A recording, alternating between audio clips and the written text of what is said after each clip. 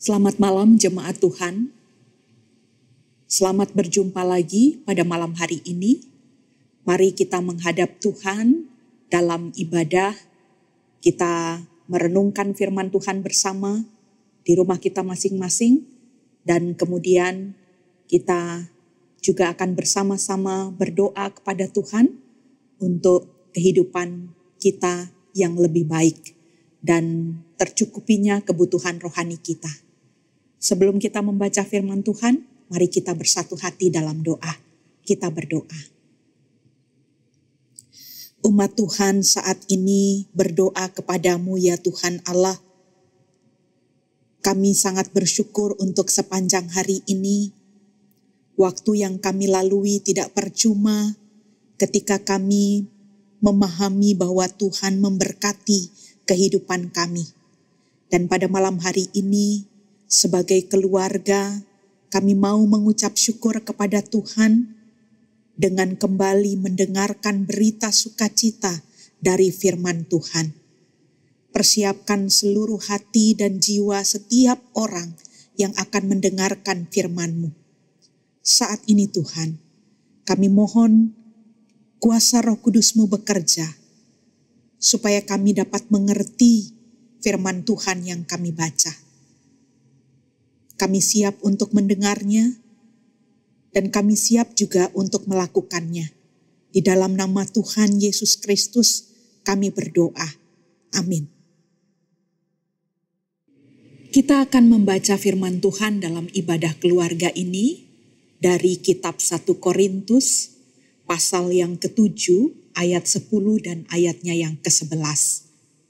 1 Korintus pasal 7 ayat 10 dan ayat 11. Mari kita simak bacaan kita pada malam hari ini. Demikian bunyi firman Tuhan bagi kita. Kepada orang-orang yang telah kawin, aku tidak, bukan aku, tetapi Tuhan perintahkan, supaya seorang istri tidak boleh menceraikan suaminya. Dan jikalau ia bercerai, ia harus tetap hidup tanpa suami atau berdamai dengan suaminya. Dan seorang suami tidak boleh menceraikan istrinya. Demikianlah bunyi firman Tuhan bagi kita sekalian. Haleluya.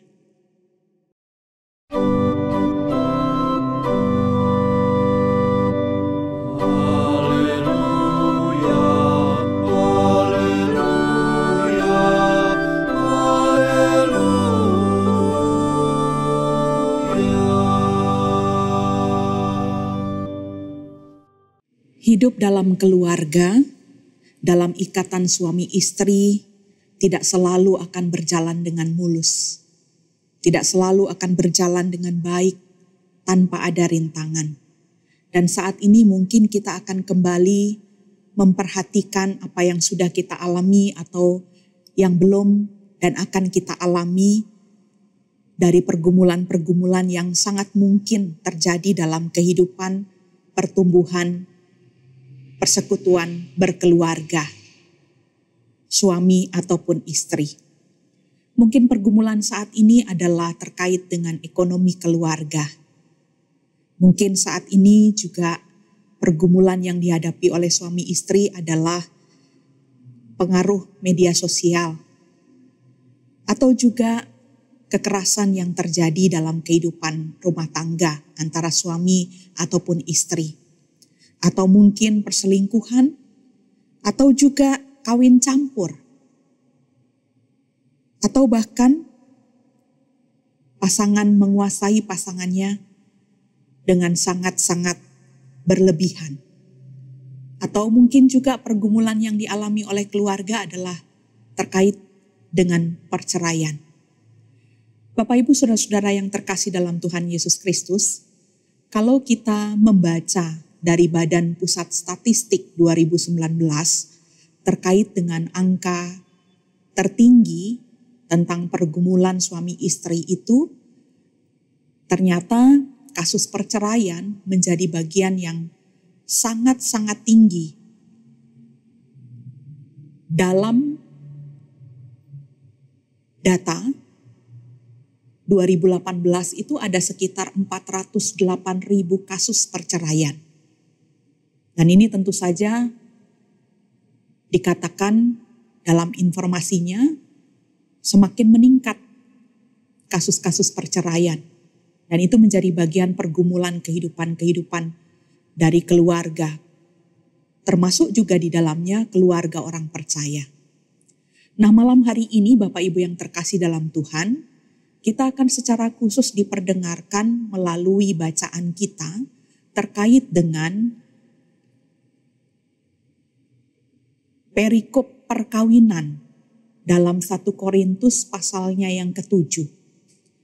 Jadi fokus pemberitaan firman Tuhan dari tulisan Paulus ini adalah tentang perkawinan. Tetapi dalam perkawinan itu ternyata ada isu-isu yang terjadi. Salah satu yang dialami oleh jemaat Korintus adalah yang sangat-sangat diperhadapkan kepada jemaat Korintus adalah isu tentang perceraian. Nah, Bapak Ibu yang terkasih dalam Tuhan Yesus Kristus, kenapa isu itu muncul? Nah, ini yang akan kita coba renungkan bersama dan akan kita lihat bersama, dan apa nanti pandangan Paulus untuk melihat secara etis, dan ini menjadi bagian yang diungkapkan untuk jemaat Korintus untuk memperbaiki kehidupan perkawinan suami istri. Paling tidak kita akan melihat 2 latar belakang sehingga kita memahami kenapa isu tentang perceraian dan perkawinan kembali itu muncul dalam kehidupan keluarga-keluarga jemaat Korintus. Yang pertama, kalau kita melihat latar belakang kehidupan jemaat Korintus, Bapak Ibu yang terkasih dalam Tuhan, kota Korintus itu adalah kota yang merupakan pusat perdagangan dan juga pusat industri. Salah satu dampaknya adalah kehidupan sosial. Dan lebih khusus adalah tentang persoalan-persoalan amoral yang muncul. Bahkan ada yang menyebut bahwa kota Korintus itu sampai dijuluki kota kenajisan. Berkembangnya kehidupan amoral inilah yang sangat juga memungkinkan dan menjadi alasan kuat latar belakang isu perceraian itu muncul dalam kehidupan orang-orang Korintus, dan itu mempengaruhi juga kehidupan keluarga jemaat di Korintus. Atau juga latar belakang yang lain yang bisa dipertimbangkan kenapa isu tentang perceraian dan juga perkawinan kembali itu muncul. Pandangan-pandangan yang muncul dalam kehidupan orang Korintus, salah satunya adalah pandangan tentang aliran asketik. Aliran asketis ini adalah aliran yang sangat juga mengalami perkembangan dalam kehidupan orang Korintus. Di dalam aliran ini, perkawinan beda iman itu adalah bagian yang harus diceraikan. Karena itu menjadi penghalang mereka untuk memiliki kehidupan asketis, bahwa segala sesuatu di luar dari diri mereka itu adalah sesuatu yang buruk. Oleh karena itu, isu perceraian menjadi bagian yang sangat-sangat digaungkan oleh aliran atau pandangan asketis ini. Atau juga pandangan lain yang muncul, yaitu pandangan dari aliran sinis atau yang disebut aliran sinik. Dalam pandangan aliran sinis, Bapak Ibu yang terkasih dalam Tuhan, mereka melihat bahwa, menganggap bahwa perkawinan itu adalah ikatan yang harus dihindari sebetulnya. Karena perkawinan itu menjadi penghalang bagi setiap orang untuk memperoleh hikmat atau filsafat. Karena hikmat dan filsafat itu menjadi prioritas dalam kehidupan aliran sinis ini. Nah, dari 2 alasan inilah Bapak Ibu yang terkasih dalam Tuhan, kita bisa memahami bahwa isu tentang perceraian dan juga isu tentang perkawinan kembali itu dimunculkan. Walaupun ini tidak menjadi topik utama, karena topik utamanya jelas adalah persoalan perkawinan yang dibahas oleh Paulus. Dan saat ini dengan tegas Bapak Ibu yang terkasih dalam Tuhan, kita melihat pandangan Paulus dari sisi etis untuk melihat persoalan ini. Secara tegas Paulus menyampaikan dalam bacaan kita tertulis di ayatnya yang ke-10 dan 11 tentang 3 hal. Yang pertama dikatakan bahwa istri tidak boleh menceraikan suami. Kemudian yang kedua, suami tidak boleh menceraikan istri. Tetapi ketika hal itu terjadi, mereka dilarang untuk melakukan perkawinan lagi.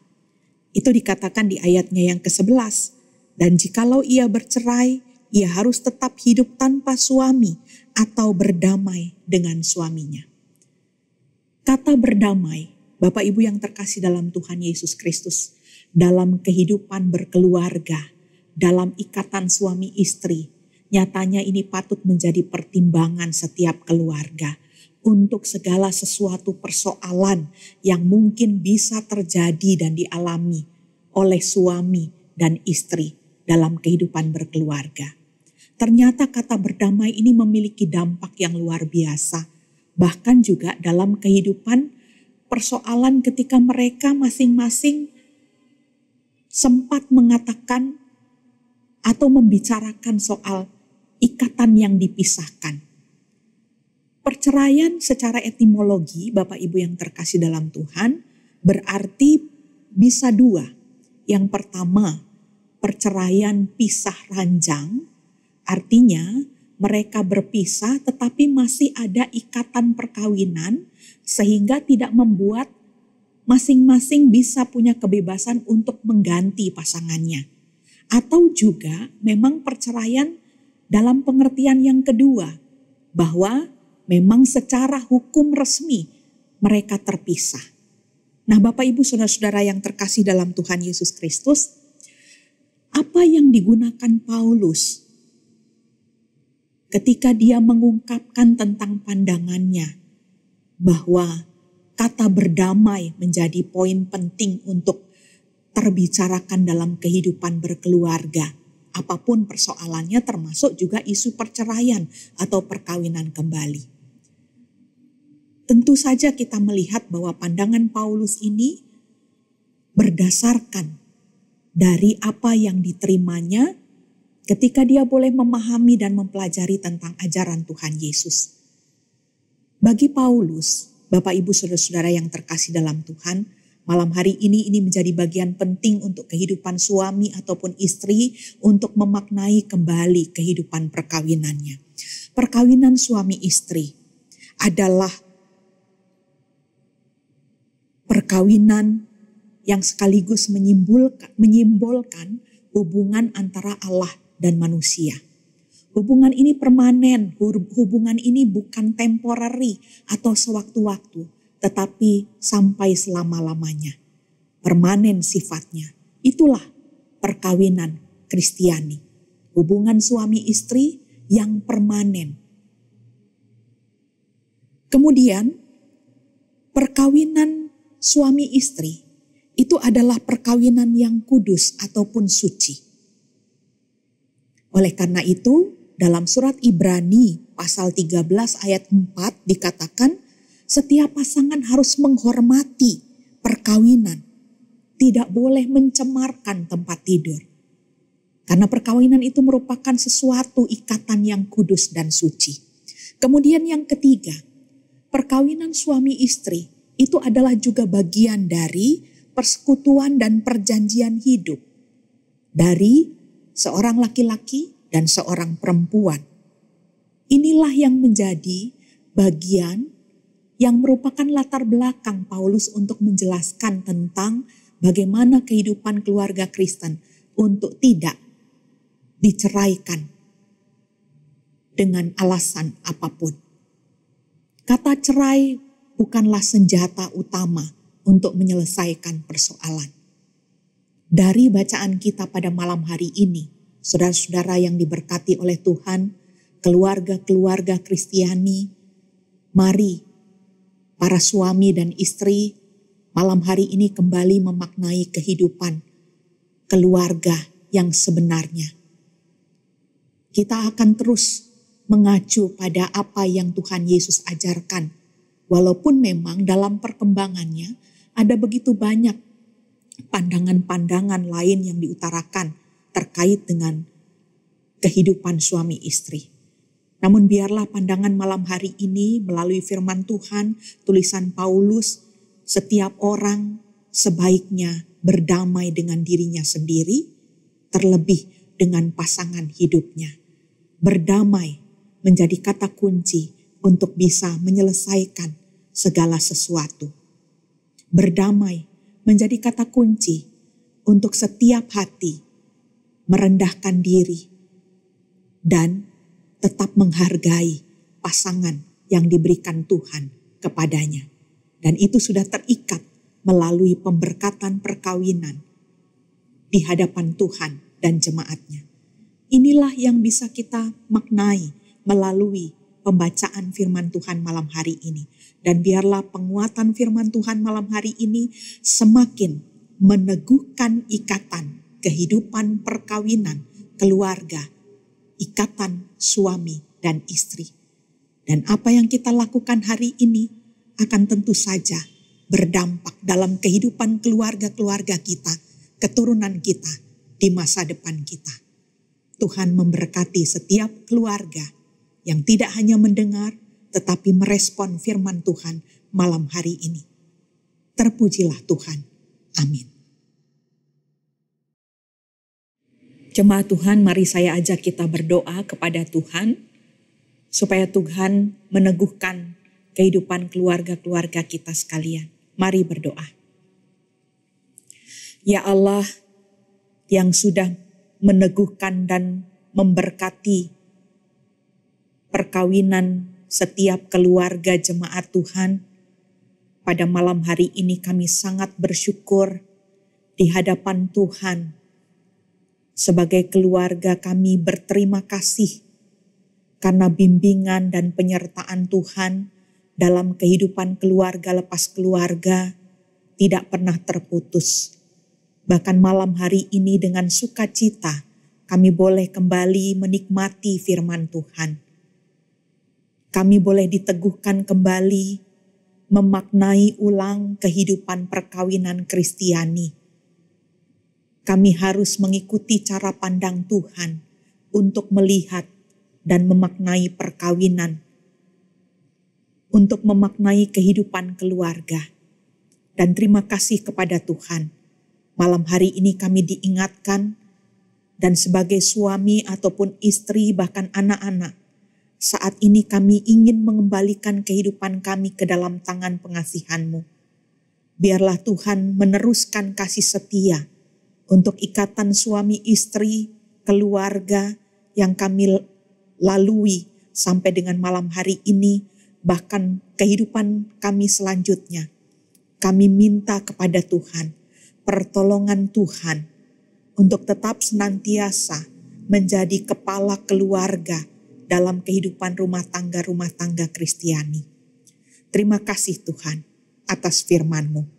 Dan pada malam hari ini, apapun pergumulan yang dimungkinkan terjadi dalam kehidupan keluarga kami, Tuhan akan menopang kami. Tuhan akan memberikan jalan keluar kepada kami. Dan ketika kami terus hidup dalam keberserahan, Tuhan akan tetap menjadi pandu bagi kehidupan keluarga lepas keluarga. Dan biarlah kami mendahulukan hidup berdamai apapun persoalan yang kami hadapi.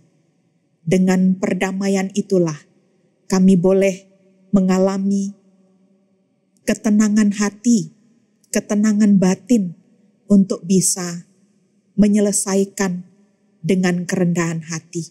Terima kasih Bapa dalam surga, berkati kami sebagai suami dalam kehidupan pekerjaan kami, dalam kehidupan kami, dalam keluarga-keluarga kami, di mana kami boleh memfungsikan diri kami untuk menjagai istri dan anak bahkan juga menuntun mereka untuk hidup bertuhan secara baik. Mampukan kami sebagai suami melakukan tanggung jawab kami ya Tuhan. Kami juga berdoa untuk istri, biarlah tetap rasa damai dari Tuhan itu dalam situasi seperti ini tetap hadir, sehingga apapun pergumulan kami dalam keluarga, sebagai istri kami bisa meyakinkan bahwa suami kami, anak kami bisa terus mendapatkan berkat-berkat dari Tuhan. Bapa dalam surga, kami menyerahkan seluruh kehidupan para suami, istri, dan juga anak-anak Tuhan. Bahkan kami bersyukur kepadamu ketika masih dihadirkan bersama dengan kami, orang tua kami.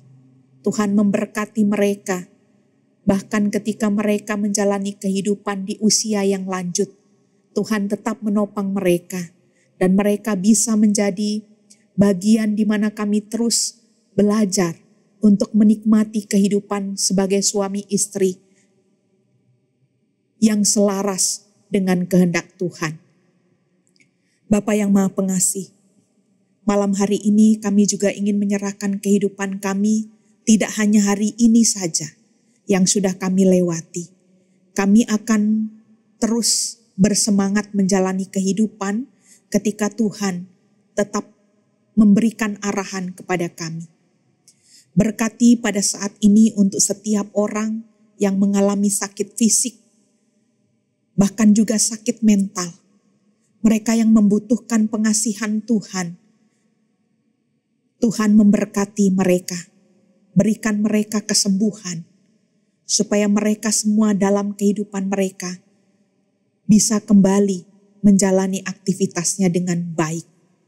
Kami berdoa saat ini untuk pergumulan-pergumulan apapun yang dihadapi. Ke depan nanti kami tetap percaya Tuhan meneguhkan kami. Kami berdoa untuk gereja Tuhan yang terus membuka pelayanan dalam bentuk khotbah-khotbah kepada seluruh jemaat pada tiap-tiap ibadah, sekalipun kami harus beribadah di rumah.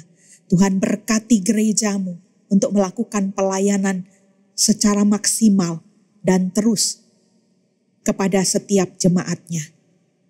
Ya Tuhan, malam hari ini kami percayakan seluruh kehidupan kami ke dalam tangan pengasihan-Mu. Ampuni salah dan dosa kami ya Tuhan. Inilah seru doa kami sebagai keluarga kepada Tuhan malam hari ini.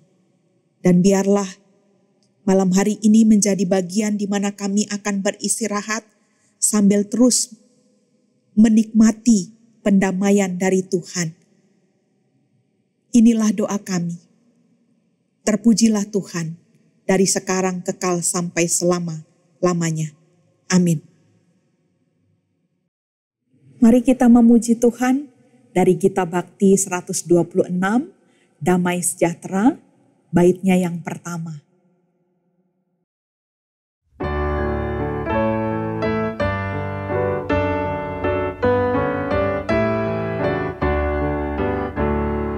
Damai sejahtera diberi Tuhan padaku. Rasakan melimpah di hatiku, kepada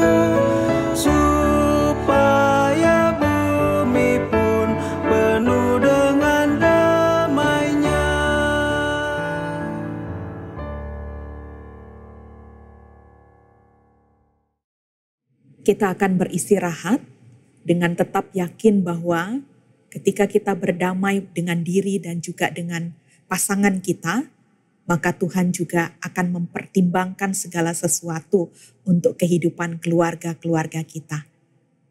Mari terima berkat Tuhan. Damai sejahtera Allah yang melampaui segala akal akan memelihara kehidupan keluarga lepas keluarga, jemaat Tuhan, dari saat ini, besok sampai selama-lamanya.